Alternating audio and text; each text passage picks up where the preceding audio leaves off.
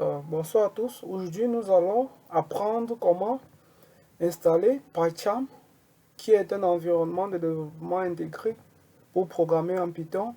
Et ensuite, nous allons ajouter un interpréteur Python et ensuite ajouter un environnement virtuel. Pour cela, nous allons d'abord nous rendre sur Google Chrome, sur notre navigateur sur l'un des navigateurs de notre choix. Ensuite, nous allons télécharger PyCharm. Pour ce faire, moi j'utilise Google Chrome. Je me rends tout simplement sur Google Chrome. Ensuite, je tape télécharger PyCharm. Sur les différents liens qui vont s'afficher, je vais choisir celui par lequel je vais installer PyCharm. Je vais télécharger PyCharm, autant pour moi.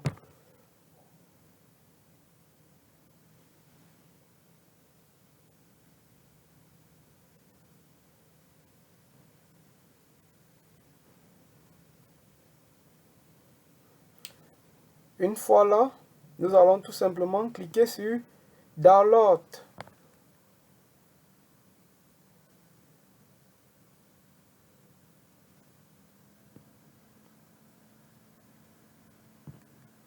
Et nous allons taper sur Enregistrer.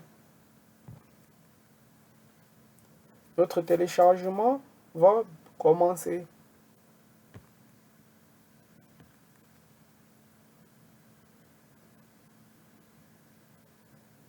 Ça va un peu prendre un peu de temps, mais ce qu'on va faire, c'est que on va d'abord mettre pause à la vidéo et ensuite attendre que le téléchargement finisse, et ensuite nous allons passer aux étapes d'installation.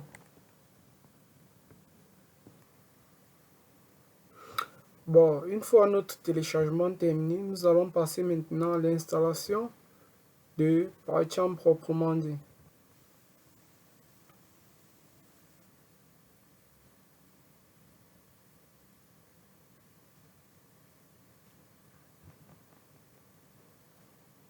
Nous allons lancer l'installation.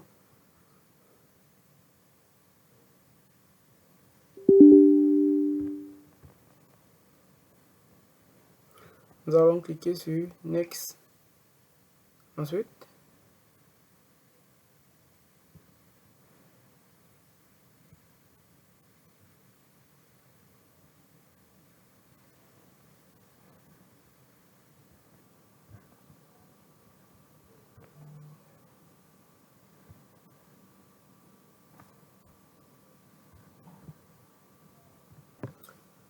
nous allons maintenant continuer l'installation. Pour ça, nous allons sélectionner Add bin folder to the path. Cette case nous permettra de lancer PyCharm ou d'utiliser ces commandes directement depuis un terminal plus tard. Ensuite, nous allons cocher également créer desktop shortcut. C'est pour que l'icône de PyCharm apparaisse sur notre bureau. Ensuite, nous allons également cocher update context menu. C'est super pratique pour faire un clic droit sur n'importe quel dossier et l'ouvrir directement dans PyCharm. Et à Create Association, nous allons choisir effectivement .py, puisque nous allons travailler avec Python. Les fichiers en Python se terminent avec l'extension .py. Ensuite, nous allons cliquer sur Next. Ensuite,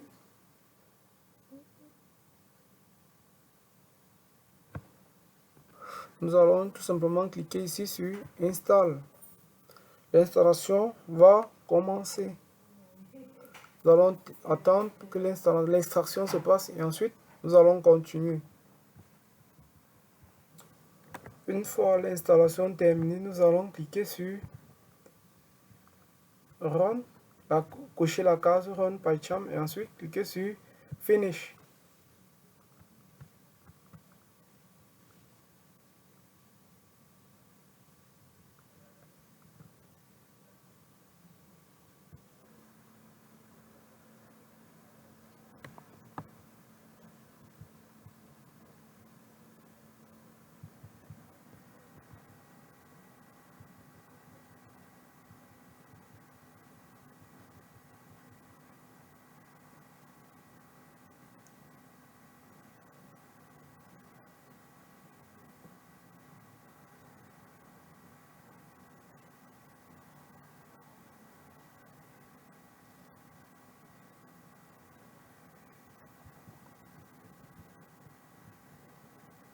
Ensuite, nous cochons la cause pour accepter les conditions d'utilisation.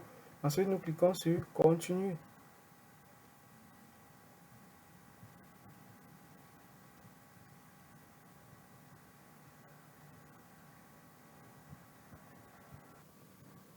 Nous allons cliquer ici sur Skip Import.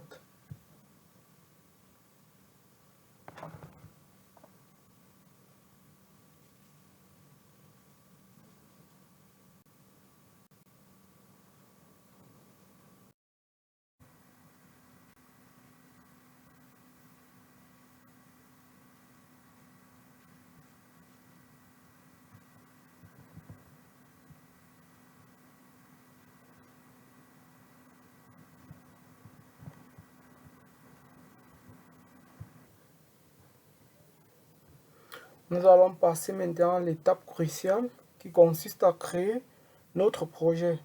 Pour ce faire, nous allons cliquer sur New à notre gauche. Ensuite, nous allons cliquer New Project. Ici, il sera question, nous allons donner le nom et l'emplacement de notre fichier Python.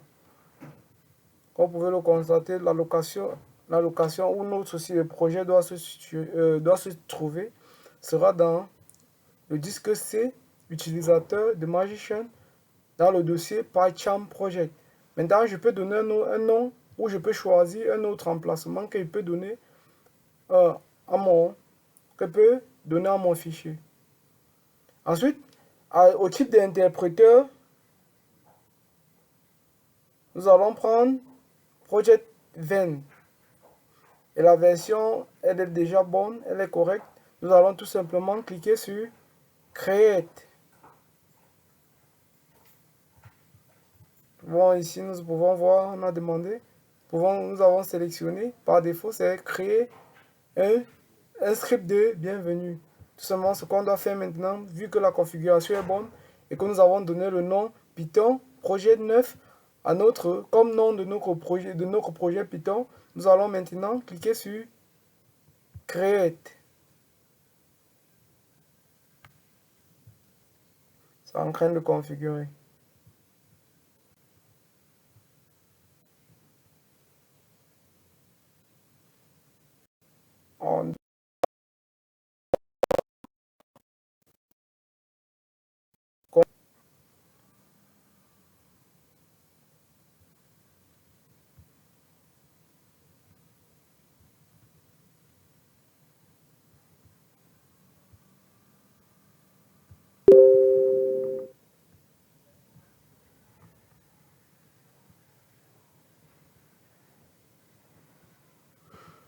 Comme je le disais plus tôt,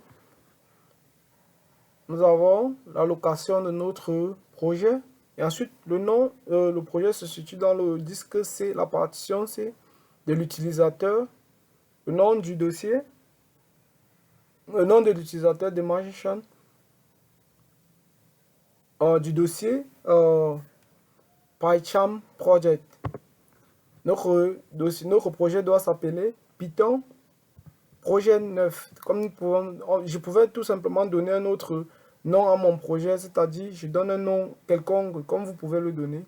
Ensuite, ici nous cochons la case Create et Welcome Script comme je l'ai dit plus tôt. Ensuite, nous laissons la case Créer Git Repository, pas nécessaire pour débuter. Ensuite, nous avons l'interpréteur